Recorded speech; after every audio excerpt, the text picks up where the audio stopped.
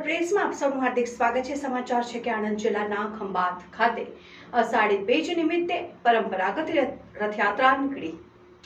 ખંભાત ખાતે પરંપરાગત રથયાત્રા નીકળી। અષાઢી બીજ એટલે રથયાત્રાનું મહાપવિત્ર દિવસ।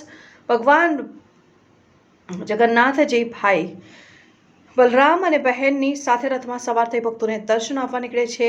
આમ આપણે આખું વર્ષ ભગવાનના દર્શન કરવા માટે મંદિરોમાં જઈએ છીએ, પણ અષાઢી બીજ એટલે કે રથયાત્રાનો એવો એક દિવસ કે જે ભગવાન સામેથી ભક્તોને દર્શન આપવા માટે ભક્તોની વચ્ચે જાય છે। ભગવાનના દર્શન કરી ભક્તો ધન્યતા અનુભવે છે અને આખા ભારતની અંદર અલગ અલગ રાજ્યોમાં આજે રથયાત્રા કાઢવામાં આવે છે। ત્યારે આણંદ જિલ્લાના ખંભાત ખાતે પણ રથયાત્રા યોજવામાં આવી હતી।